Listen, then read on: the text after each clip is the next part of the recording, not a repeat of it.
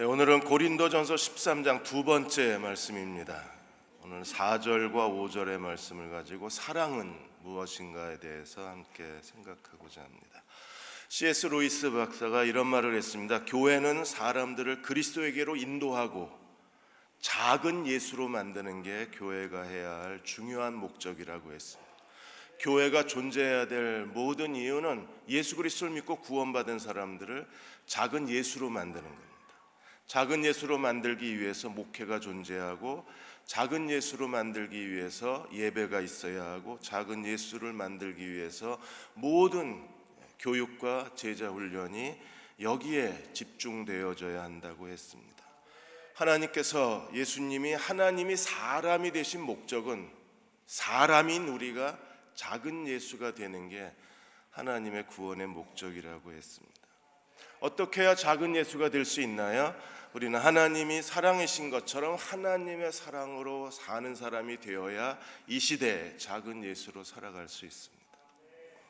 오늘 4절에서 7절까지 말씀을 사랑은 이라는 말에 자기 이름을 넣어서 읽어보면 이게 우리에게 불가능한 일이라는 사실을 깨닫게 됩니다. 정말 이렇게 살 수 있는가?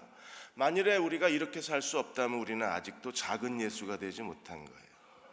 4절에 사랑은 오래 참고, 사랑은 온유하며 시기하지 아니하며, 사랑은 자랑하지 아니하며 교만하지 아니하며. 4절에만 자기 이름을 한번 넣어서 읽어보겠습니다. 사랑은 자에 자기 이름을 넣는 겁니다. 시작. 조경호는 오래 참고, 조경호는 온유하며 시기하지 아니하며, 조경호는 자랑하지 아니하며. 벌써 오래 참고 여기서 저는 실격했어요. 사랑은 자에 예수님을 넣어서 4절만 다시 읽어보겠습니다. 예수님은 오래 참고, 예수님은 온유하며 시기하지 아니하며, 예수님은 자랑하지 아니하며 교만하지 아니하며. 너무 잘 어울립니다. 그러므로 사랑은 예수님의 성품입니다. 작은 예수들은요, 하나님의 사랑으로 이 시대를 살아가는 사람들입니다. 우리가 하나님의 사랑으로 살게 하시기 위해서 예수께서 십자가에 죽으시고 부활하신 목적이 여기 있는 거예요. 죄에 대하여 죽은 자, 하나님께 대하여 산 자, 어떤 사람입니까? 이 고린도전서 13장에 하나님 사랑을 실천하는 사람들이에요. 하나님 사랑을 깨달은 사람들은 기꺼이 자기를 포기하고 그분의 사랑 안에서 살고 그분의 사랑을 실천할 수 있는 사람이 되는 거예요. 2018년 새해가 시작이 되었지만 정말 우리는 이 한 해를 어떻게 살아야 될지 자신이 없습니다. 어떤 일이 일어날지, 어떤 어려움이 있을지, 또 하나님이 우리 인생에 어떤 계획을 갖고 계신지 전혀 알지 못하기 때문에 사는 게 정말 자신이 없어요. 그러므로 하나님 사랑 안에서 살기 위해서 우리는 오늘 1월 1일 오늘 하루를 하나님께 드리기로 작정을 한 겁니다. 새해 첫날을, 첫 시간을 그리스도와 함께 성찬을 나누고, 그리고 오늘 11시에 신년 예배를 다 같이 드리고, 오늘 못 오신 분들은 둘 중에 하나입니다. 독감에 걸렸거나 여행을 가셨거나. 그리고 저녁에는 신년 기도회로 모입니다. 1월 1일 하루를 온전히 하나님께 맡기고 싶습니다. 왜요? 계약서에 도장 찍는 겁니다. 하나님 사랑의 계약서에 도장을 찍는 거예요. 하나님, 2018년 365일 저는 자신이 없습니다. 그러나 하나님 사랑에 맡깁니다. 하나님 사랑만 믿습니다. 하나님 사랑으로 채워주십시오. 계약서 도장 찍는 거예요. 오늘 저녁 기도까지 오셔야 계약서에 도장이 찍힙니다. 오늘 저녁에는 지역교회 목사님들이 말씀으로 여러분들을 친히 안수기도해 드리려고 합니다. 신앙이라는 것은 규정을 잘 지키는 게 아니에요. 바리새인들이 미츠바에 보면 그들이 모든 규례를 613가지를 만들었습니다. 613가지를 지켜 종교적 이 규칙과 규정을 지켜야만 되는 거예요. 그래서 248개는 하라고 365개는 하지 말랍니다. 매일 하지 말아야 될 규정이 하나씩 있는 거예요. 여러분, 이걸 다 지켰다고 좋은 크리스찬이 되는 게 아닙니다. 거룩한 그리스도인이 되는 게 아닙니다. 안식일에 너희는 먼 거리를 여행하지 말라. 그래서 안식일에 허락된 거리가 2000규빗입니다. 1km 이상을 더 걸어가면 안 됩니다. 그걸 지켰다고 해서 안식일의 사람이 되는 게 아닙니다. 우리는요, 하나님 사랑을 깨닫고 하나님 앞에 자기를 포기하고 모든 걸 하나님의 사랑에 맡기고 매일 하나님 사랑을 실천하는 사람들이 그리스도의 제자가 되는 거예요. 그 사랑의 첫 번째 얼굴은 무엇입니까? 오늘 4절에 보시면 사랑은 오래 참는다 그랬어요. 존 샌더스 목사는 조급한 것은 우리 마음의 신앙의 독초와 같다 그랬어요. 왜냐하면 조급한 사람들은 그 생각 속에 하나님을 제외시켜버리고 하나님을 밀쳐낸다 그랬습니다. 왜 조급합니까? 왜 참지를 못합니까? 왜 서두르나요? 내가 내 문제를 해결해야 된다고 생각을 하는 거예요. 내가 서둘지 않으면 이 문제가 언젠가 나를 파멸로 몰아넣을지도 모른다는 두려움이 있는 겁니다. 그래서 서둘러요. 하나님을 기다릴 줄 모릅니다. 그러므로 조급함은 우리 생각에서 하나님을 밀어내는 거예요. 그러나 끝까지 기다리는 사람들은요, 하나님을 의지하는 사람들입니다. 사랑은 무엇인가요? 하나님의 사랑의 첫 번째 거룩한 특성이 무엇입니까? 놀랍게도 오래 참으라는 겁니다. 참을 수 있어야 하나님의 사랑으로 행하는 사람들입니다. 오래 참는다는 것은 성급히 자신의 권리를 주장하거나 자기 자신을 불평하거나 주변 사람들을 원망하는 게 아닙니다. 모든 걸 하나님의 손에 맡기고 끝까지 하나님을 기다리는 거예요. 레온 모리스 박사는 인내는 하나님을 향한 기다림이며 사람에 대한 기다림이라고 했습니다. 하나님을 기다려야 할 줄 알고 사람에 대해서도 기다려야 할 줄 알아야 합니다. 데살로니가전서 5장 14절에 바울도 이렇게 말합니다. 형제들아 너희를 권면하노니 게으른 자들을 권계하고 마음이 약한 자들을 격려하고 힘이 없는 자들을 붙들어주고 모든 사람의 오래 참으라. 네 종류의 사람은 언제든지 우리 곁을 서성거리는 사람들입니다. 게으른 사람들 정말 싫습니다. 그러나 우리는 어떻게 해야 되나요? 사랑은 싫다고 밀쳐내는 게 아니라 권면하고 권계해 줘야 합니다. 마음이 약한 사람들 자꾸 넘어지고 쓰러집니다. 넘어지고 쓰러질 때마다 가서 위로해 주는 것도 지치는 일입니다. 그럼에도 불구하고 격려해야 합니다. 힘이 없는 사람들은 세상의 약자들입니다. 그들은 자신이 뭘 해야 될지도 잘 모르는 사람들입니다. 그런 사람들을 외면하는 게 아니라 붙들어줘야 합니다. 그리고 내 곁에 있는 모든 사람에 대해서 해야 할 진정한 사랑은 무엇입니까? 오래 참으라는 겁니다. 왜 그래야 되나요? 하나님은 오래 참으시는 분이시기 때문에 그렇습니다. 하나님 우리가 회개할 때까지 기다리시고 깨달을 때까지 기다리시고 순종할 때까지 기다리시고 사명의 자리에 올 때까지 기다리시는 하나님이십니다. 요한복음 11장에 보시면 나사로가 병들었다고 그랬는데 예수님이 안 가셨어요. 왜 안 가셨나요? 병든 나사로를 치유하시는 게 아니라 죽은 나사로를 다시 살리시기 위해서였어요. 그러므로 마르다 마리아는 어떻게 해야 되나요? 예수님이 오셔서 하나님의 일을 하실 때까지 기다려야 했었어요. 그들이 기다렸을 때 예수님 뭐라고 그러셨나요? 요한복음 11장 40절에 뭐라고 말씀하셨어요? 내가 믿으면 하나님의 영광을 보리라. 2018년도 여러분들이 오랫동안 기도하고 또 하나님 앞에 소망했던 일들이 계속 더디 속히 이루어지지 않을 수도 있어요. 그러나 오래 참으십시오. 왜 그래야 되나요? 하나님이 일하고 계시기 때문에 그렇습니다. 하나님이 가만히 계신 게 아니라 하나님이 의도적으로 나사로가 죽고 무덤 속에 나흘이나 지나서 시체에서 썩은 냄새가 날 때까지 하나님이 기다리셨다면 우리도 기다리셔야 돼요. 그리고 나사로의 부활이 예수 그리스도의 부활의 예표가 된 겁니다. 칼라파고스 선교여행팀이 매년 칼라파고스에 가서 복음을 전합니다. 그들은 항상 떠나기 전에 한 번도 복음을 듣지 못한 사람들에게 복음을 전할 뿐 아니라 하나님이 여호와 이레 모든 것을 준비해 주시기를 기도하고 칼라파고스 선교여행을 떠납니다.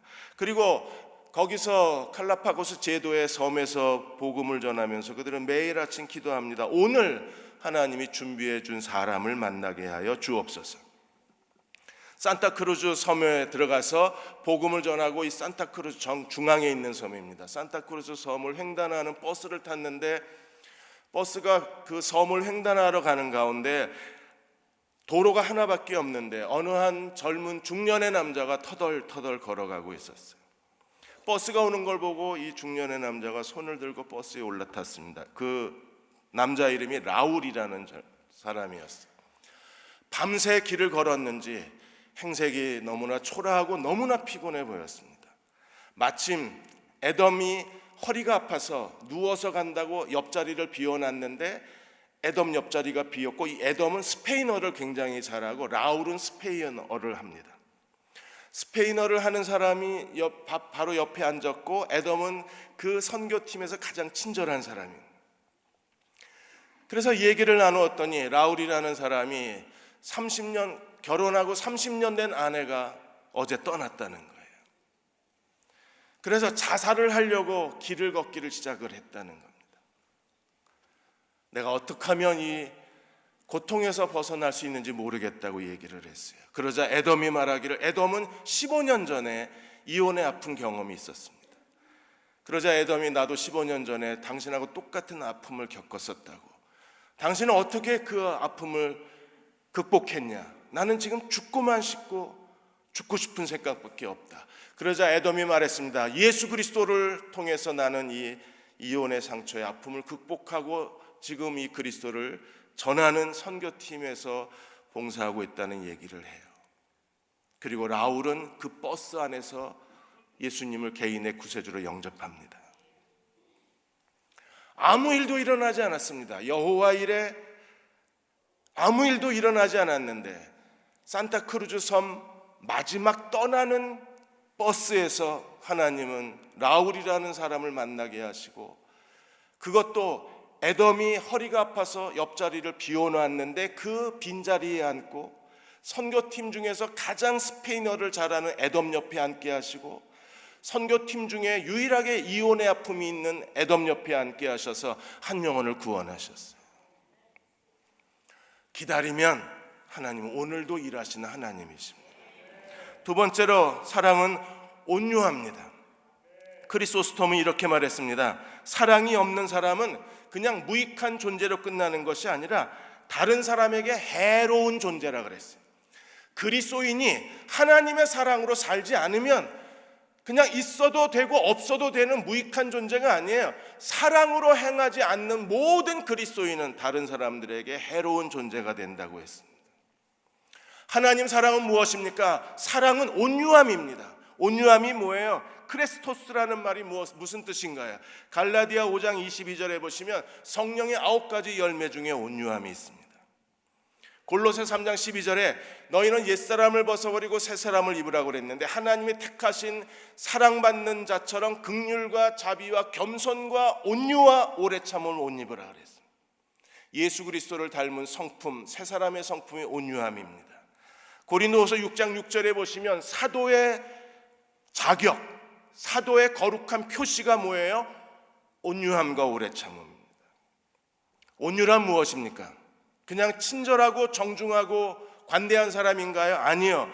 고든 피는 온유에 대해서 이렇게 해석했습니다. 온유는 다른 사람에게 베풀어주는 적극적인 친절, 책임지는 친절이라는 거예요. 마치 선한 사마리아 사람처럼 여리고로 가다가 강도를 만났습니다. 강도 만난 사람을 주막으로 데려가서 어떻게 했어요? 자기가 가지고 있는 것을 가지고 기름을 바르고 그를 치료해주고, 그 다음에 그가 떠나면서 뭐라 그랬습니까? 주막 주인에게 돈을 200만 원 맡기면서 이 사람을 끝까지 치료해달라고 부탁. 이게 온유함입니다. 끝까지 책임지는 거예요. 루이스 스미스는 온유에 대해서 이렇게 말했습니다. 온유는 다른 사람을 기꺼이 높여주는 그리스도의 성품이라 그랬어요. 나를 높이는 게 아니라 다른 사람을 높이는 게 온유함입니다. 온유는 하나님의 자비입니다. 하나님은 사랑할 수 없는 사람을 사랑해 주신 거예요. 하나님의 자비, 하나님의 온유하심은 끝이 없습니다.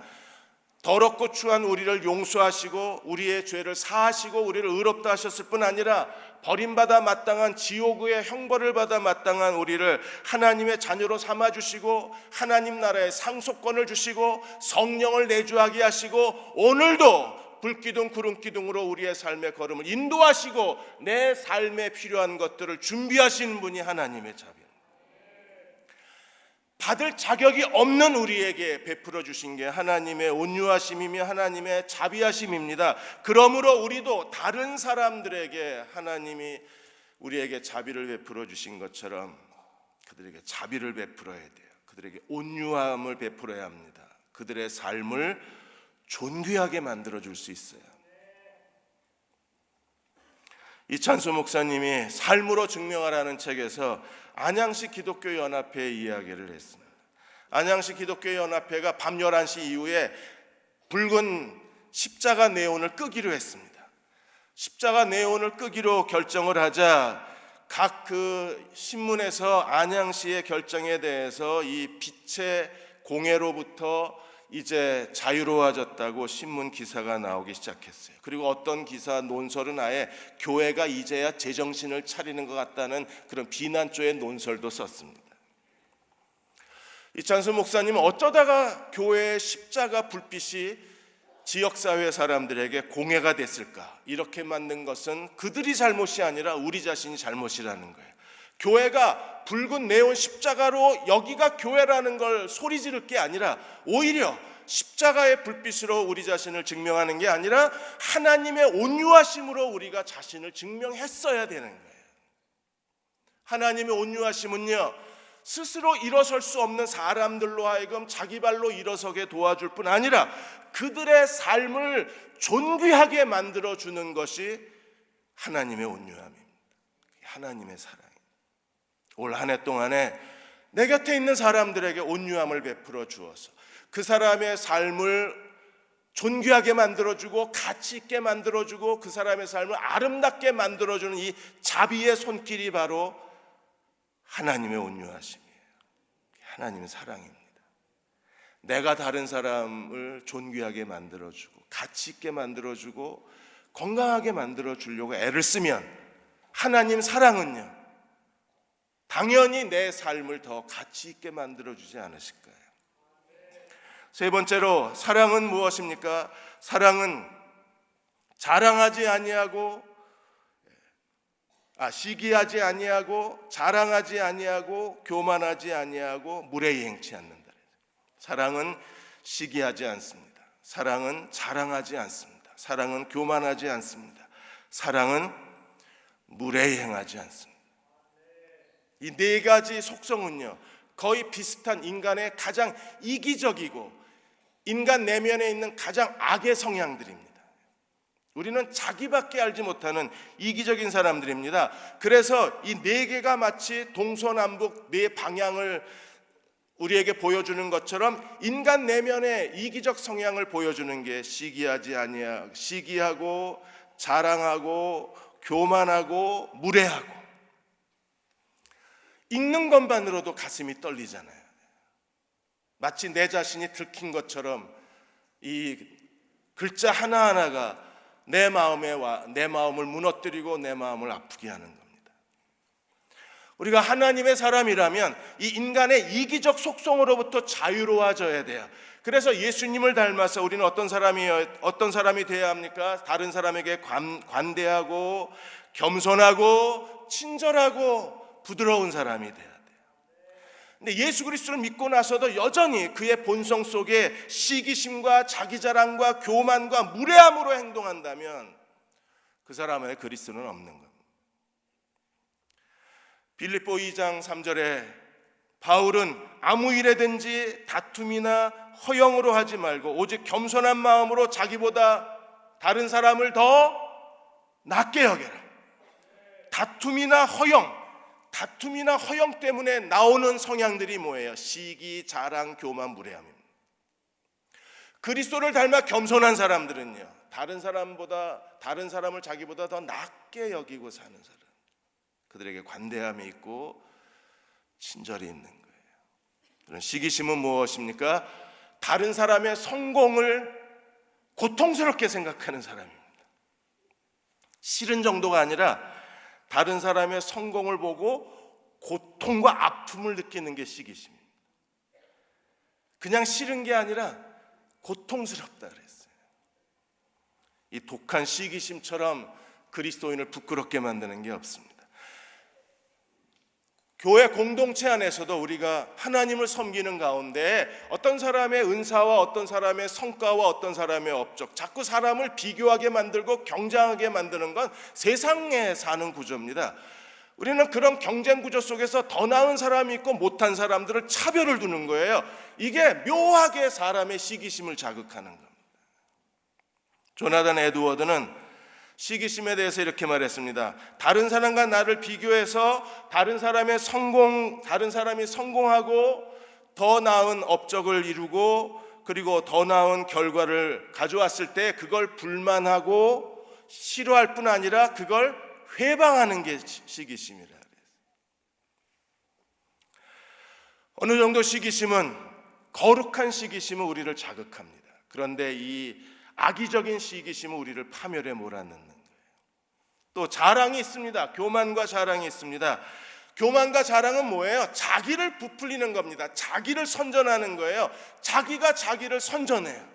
여러분 길거리에 가면 바람 넣는 그런 이러고 움직이는 풍선이 있습니다. 이 사람들은 하루 종일 이러고 삽니다. 사람들 앞에서 자기 좀 봐달라고. 여러분 바람 풍선 그 광고물 보면 친근해서 가까이 가서 껴안아 주나요? 이러고 있으면요 다 피해 지나가는. 교만은 뭐예요? 바람 풍선. 자랑은 뭡니까? 바람 풍선. 그런데 우리는 계속 자기가 뭔가 대단한 사람이고 자기가 어떤 사람인가를 자꾸 광고하고 선전하려고 그래요. 그래서 자랑은, 필 목사님은 자랑은 말로 짓는 죄라 그랬어요. 자꾸 사람들을 만나면 자기 얘기를 하거나, 이제 결혼하신 분들은요, 애엄마들은요 자식 얘기합니다. 왜요? 내가 이 여자야, 나 이만한 여자야, 이걸 보여주려고. 바람풍선이 이제 누가 됐어요? 아이가 된 거예요. 자랑해야죠. 너무 안 하는 것도 이상해요. 건강한 자랑은 너무 아름답고 좋습니다. 그런데 이 병든 자랑이 문제가 되는. 자랑하지 말라고 그러니까 또 입을 꽉 다물고 사는 분들이 계신데 그거 아닙니다. 거룩한 자랑은 너무나 소중한 거예요. 성경도 자랑이 많잖아요. 바울이 고린도후서에서 얼마나 자기 자랑하는데요. 병든 자랑을 우리가 경계하는 거예요. 그리고 세 번째가 무례하고 불쾌한 행동입니다. 예의와 친절을 잃어버렸어요. 그래서 사람들의 상처를 받거나 사람들이 그것 때문에 고통스러워해도 이 사람은 아무 상관이 없어요. 그냥 자기 하고 싶은 걸 해요. 그래서 사람들에게 예의를 지키지 못하고 친절한 행동을 전혀 하지 못합니다. 왜 그렇게 됩니까? 나만 관심이 있고 다른 사람에게 관심이 없어서. 우리는 어떻게 해야 되나요? 그리스도는 어떤 분이셨습니까? 예수님이 요한복음 14장에 보시면 마지막 유월절에서 예수님이 어떻게 하셨어요? 유월절 만찬을 드시다가 요한복음 14장 4절 5절에 보시면 저녁 잡수시던 자리에서 일어나 겉옷을 벗고, 여러분 겉옷을 벗는 것은요 절대로 주인은 겉옷을 안 벗어요. 유대 사회에서 겉옷을 벗는 것은 종이나 하는 일입니다. 예수님이 겉옷을 벗으셨다는 것은요 충격적인 사건입니다. 제자들이 아마 눈이 이만해졌을 거예요. 겉옷을 벗는 것은요 스스로 자기가 종이라는 천한 신분을 드러내는 행위였기 때문에. 그런데 예수님이 겉옷을 벗으셨어요. 여러분 우리는 어떤 사람이 돼야 되나요? 겉옷을 벗어야 돼요. 사람들 앞에서, 사랑하는 아내 앞에서 겉옷을 벗고, 남편 앞에서 겉옷을 벗고, 시부모 앞에서 겉옷을 벗고, 가장 가까운 친척들 앞에서 겉옷을 벗고, 내 곁에 있는 사람들 앞에서 겉옷을 벗을 수 있어야 그리스도인이에요. 자기의 주인의식을 버리는, 주인의식이 문제잖아요. 주인의식 때문에 거칠어지고, 주인의식 때문에 남을 무시하고, 주인의식 때문에 예의를 잃어버리고, 내가 누군데 이 주인의식 때문에 함부로 돼요. 겉옷을 벗은 사람들은요 절대로 그럴 수 없습니다. 올 한 해, 아니 주님 오실 때까지 여러분 우리도 예수님처럼 겉옷 벗고 삽시다. 뭐 그렇게 대단한 존재라고 나가. 저는요 정말 형편없고 쓰레기 같은 인간입니다. 그걸 내가 너무 잘 알기 때문에 언제든지 저는 겉옷을 벗을 수 있어요. 예수님이 그렇게 겉옷을 벗으시고 어떻게 하셨어요? 수건을 가져다가 허리에 두르시고 대야에 물을 떠서 제자들의 발을 씻기시고, 발만 씻겨주신 게 아니에요. 거기까지만 해도 얼마나 황송해요, 얼마나 죄송해요. 그런데 수건으로 발까지 씻어주셨습니다. 저 같으면 물로 닦아주고 네가 씻어, 네가 수건은 네가 해, 그래도 되는, 그래도 얼마나 이게 예수님께 죄송해요. 그것만 해주셔도 얼마나 감동입니까? 그런데 수건으로 발까지 닦아주신 거예요. 물로 씻고 발로 닦아주고. 우리도 좀 그렇게 살면 안 될까요? 그리스도 안에서 지체라는 하나의 이유 때문에 어떤 사람이든지 발을 씻어주고 물로 씻어주고 발을 닦아주며, 그게 그리스도인의 겸손함이 될 거예요. 여러분이 직장에서 그런 사람이 되어 보십시오. 직장의 모든 사람들이 다 여러분을 사랑하고 인정하고 존경할 거예요. 이 겸손한 성품으로 겉옷을 벗고 자기를 주장하지 않고 허리에 수건을 동이고 다른 사람의 발을 씻어줄 수 있는 사람이라면 그 사람은 직장에서도 인정받는 사람입니다. 월드 하베스트 미션에서 선교 잡지가 나오는데 거기에 아프리카에서 구제 사역을 하는 한 부부가 아이들을 돕고 긍휼을 사역을 마치고 집에 돌아왔을 때 3살 된 딸이 가족 그림을 그리고 있었는데 아빠는 조만큼 있는 거예요. 가족이 있는데 아빠는 그림 속에 저쪽에 떨어져 있는데 아빠 얼굴이 이렇게 일그러져 있는 겁니다. 그래서 아빠가 물어봤어요. 선교사님이 딸한테, 저 사람은 아빠야? 응, 아빠야. 근데 아빠가 얼굴 찡그리고 있는데 아빠는 더 이상 웃지 않아. 아빠가 웃는 걸 아이가 못 본 겁니다. 긍휼 사역을 하는데 하나님의 사랑을 전하는 선교사가 이제 더 이상 집에서 웃지를 않는 거예요. 그래서 선교사님이 그 이야기를 쓰면서 거기에 도움을 구했습니다. 저를 위해서 기도해 주십시오. 저는 어느새 하나님의 사랑을 전하는 제 마음이 차가워지고 굳어지고 메말라졌습니다. 저는 더 이상 웃지를 않습니다. 제게 하나님 사랑이 다시 회복되게 해주십시오. 여러분의 가정에서 하나님 사랑이 다시 회복되어져야 돼요. 그래서 우리는 얼굴을 찡그린 사람이 아니라 겸손한 사람이어야 합니다. 마지막으로 5절에 보시면 자기 유익을 구하지 않는다고 했습니다. 칼뱅은, 종교개혁자 칼뱅이 이런 말을 했습니다. 무시무시한 말을 했습니다. 마음이 섬뜩해지는 그런 얘기를 했습니다. 칼뱅은 예수님은 분명 가장 선하고 거룩한 삶을 사셨습니다. 자기를 위하여 애쓰지 않으셨습니다. 자기를 위하여 산 것이 아니라 주님은요, 우리를 부요하게 하기 위해서 스스로 가난해지신 분이십니다. 죄인인 우리를 부요하게 만드시기 위해서 스스로 가난하게 하셨습니다. 자기를 기쁘게 하지 아니하시고 우리를 기쁘시게 하시기 위해서 사신 분이 예수님이십니다. 그러므로 예수님은 가장 선하고 거룩한 삶을 사셨습니다. 자기를 위하여 애쓰며 살지 않으셨습니다. 그리스도인이라고 말하면서도 자기만을 위하여 애쓰고 살아가는 사람, 자기의 유익만을 생각하고 구하는 사람은 가장 추하고 천한 사람입니다. 칼뱅의 말입니다. 우리가 선택권이 주어진다면 이 출생의 선택권이 주어지지 않아서 다행이지, 만일에 출생의 선택권이 주어진다 그러면 저도 이건희 회장 부모 찍었을 거예요. 이 얼굴 갖고 살기 싫으니까 저도 뭐 좀 잘생긴 뭐 영화배우 얼굴 하나 달라고 소리 질렀을 거고, 그러면 그게 뭐 1억 4,270만 번째 순위가 밀려 있어가지고 저는 아직까지 못 태어날 수도 있어요.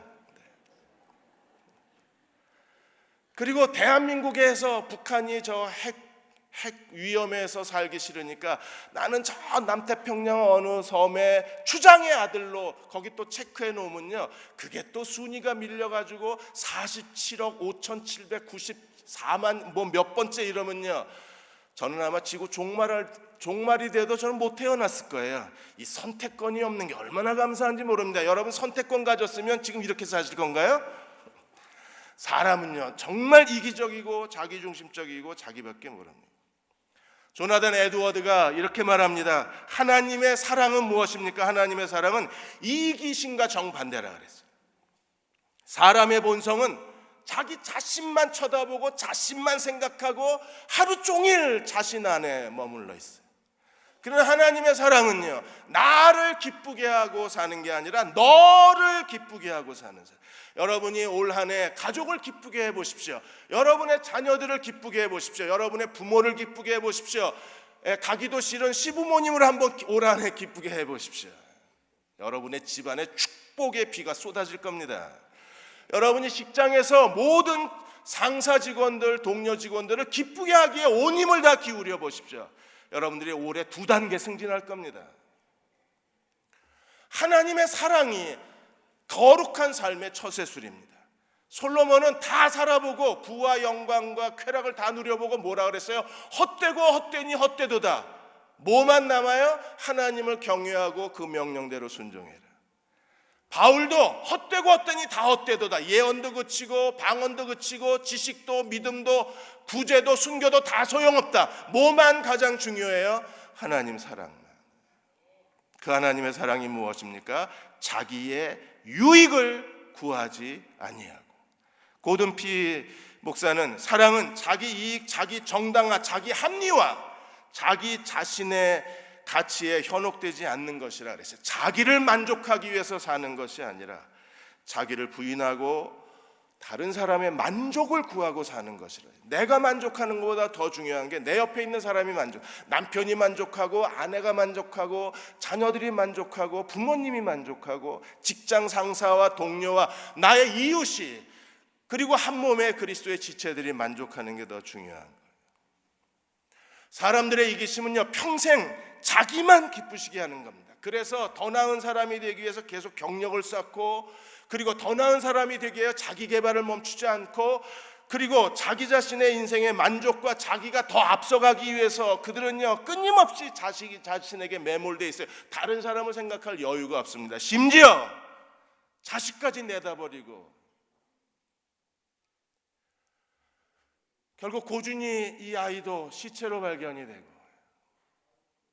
이건 부모이기를 포기한 인간들입니다. 애가 갈비뼈가 3대 부러진 게 국가수 결과로 나오니까 뭐라 그래요? 인공호흡했다고. 그러자 국가수가 뭐라 그랬습니까? 인공호흡하는데 왜 뒤쪽 갈비뼈가 부러지냐고. 지금이라도 사람의 탈을 썼으면 지금이라도 미안하다, 잘못했다, 전 국민이 다 지켜보고 있는데 이제 사람 구실을 해야 되지 않아요? 그런데 이 인간이 아닌 거예요, 인간이. 20대 광주의 20대 엄마는요, 술 취해가지고 애 끌어안고 담배 피다가 담배불로 3남매 다 태워 죽이고. 부모가 아닌 거예요. 그러니까 이 현대인은요 정말 자기 피부치에게도 이걸 무시하고 사는 거예요. 피부치를 무시하니까 다른 사람을 인정하고 살겠어요? 부모가 눈에 들어오겠어요? 교회 지체 눈에 들어오겠어요? 그러니까 다 무시하고 다 경멸하고 다 아래로 보고 다 함부로 대하고 무례히 행동해도 전혀 마음에 죄책감이 못 느끼는 거예요. 그러나 하나님 사랑이 우리 안에 들어오면 우리는 가장 좋은 걸 주고 싶어요. C.S. 루이스가 뭐라 그랬어요? 사랑은 제일 좋은 걸 먼저 주고 싶다 그랬죠. 하나님이 제일 좋은 걸 우리에게 주셨어요. 누구를? 예수 그리스도를 우리에게 주셔서 십자가에 죽으시고 부활하심으로 가장 좋은 걸 우리에게 주셨습니다. 영원한 생명, 죄로부터의 구원, 그보다 우리에게 더 중요한 거 있어요. 사랑은 제일 좋은 걸 주는 거예요. 올 한 해 그렇게 삽시다. 제일 좋은 걸 주고 삽시다. 그거 주머니에 움켜쥐고 있으면 여러분 거 돼요? 아니에요. 죽으면 누가 가져가는지도 몰라요. 살아있을 때, 옆에 있을 때, 지금 만날 수 있을 때, 지금 한 공간에서 같이 생활할 때, 같이 밥을 먹을 때 우리가 그 사람들을 사랑할 수 있어야 돼요. 2018년은 하나님 사랑 안에서 사십시다. 사랑은 오래 참고, 사랑은 온유하고, 사랑은 시기하지 않고, 사랑은 자랑하지 않고, 사랑은 교만하지 않고, 사랑은 무례히 행치 않고, 사랑은 자기의 유익을 구하죠. 요한복음 15장 13절 14절에 예수님이 이렇게 말씀하셔요. 사람이 친구를 위하여 목숨을 버리면 이보다 더 큰 사랑이 없다. 주님이 우리를 위해서 목숨을 버리셨어요. 그래서 오늘 우리가 구원받은 겁니다. 그분이야말로 진정한 친구세요. 그리고 14절에 너희는 내가 명하는 대로 행하면 너도 내 친구다. 친구 대신 주님 안에서 사십시다. 친구가 돌봐주실 거예요. 친구가 품어주실 겁니다. 서로 사랑하고 사는 저와 여러분 되시기를 주의 이름으로 축원합니다. 우리 다 일어나셔서 438장입니다. 내 영혼이 은총 입어 중한죄진 벗고보니.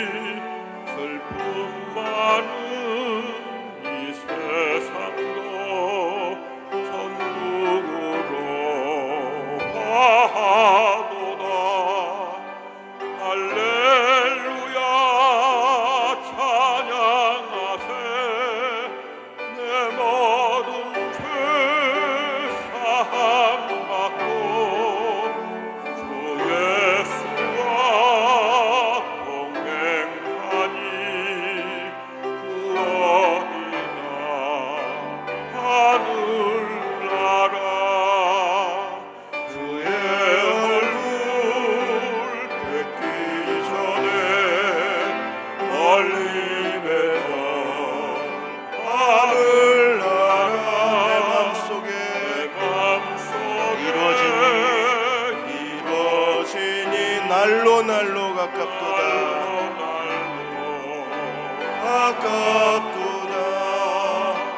할렐루야 찬양하세.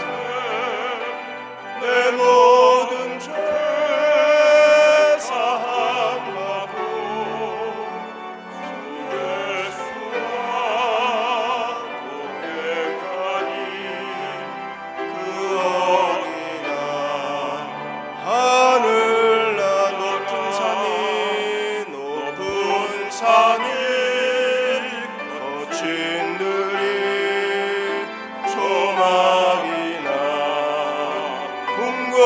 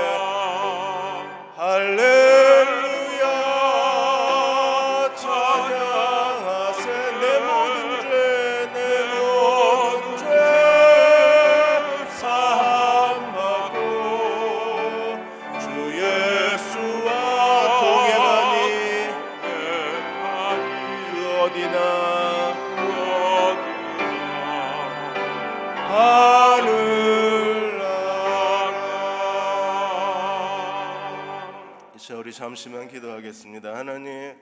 하나님 사랑이 다시 물붓듯 부어바 되게 해 주옵소서. 하나님 사랑에 항복하게 해 주십시오. 그리고 사랑의 사람으로 살겠습니다. 아무것도 할 줄 모릅니다. 그러나 하나님 사랑을 매일 실천하며 살겠습니다.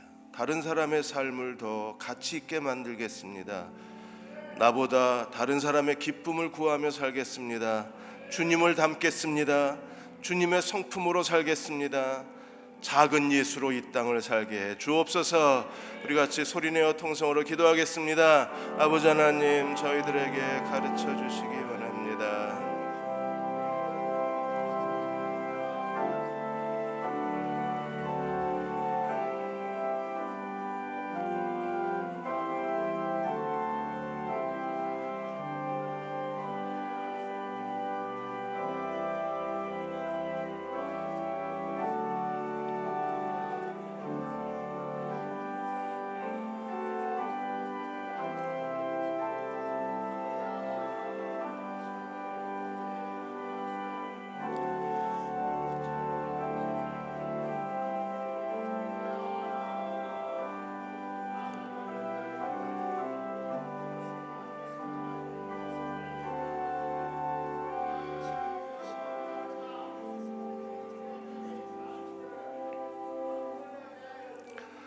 사랑을 잃어버린 저희를 용서해 주옵소서. 사랑을 잊고 사는 저희를 용서해 주옵소서. 사는데 바빠서 다투고 싸우고 경쟁하고 분열하고, 그게 얼마나 우리의 영혼을 크게 손상시키는지 알지도 못하고 그렇게 힘들게 하루하루 살았습니다. 2018년은 주의 사랑 안에, 그 사랑 안에 거해서 그 사랑 안에서 살고 싶습니다. 가르쳐 주시고 사랑을 부어주시고 마음속에서 사랑하겠다는 끊임없는 기억이 되살아나게 하여 주셔서 고린도전서 13장 말씀대로 하루하루 살아가는 주의 백성 되게 해 주옵소서. 이제는 변화되고 싶습니다. 사랑의 열매를 맺고 싶습니다. 가르치시고 실천하게 하여 주옵소서. 지금은 우리를 죄에서 구원하신 우리 주 예수 그리스도의 은혜와 하나님 아버지의 그 크신 사랑하심과 성령의 위로하시고 도우시는 은혜가 오늘 1월 1일 신년 첫 예배를 드리고 돌아가는 모든 교우와 가정과 아들 딸들 위에 간절한 기도와 소망 위에 이 민족과 이 땅의 모든 교회 위에 지금부터 영원히 함께 하시기를 간절히 축원하옵나이다. 아멘.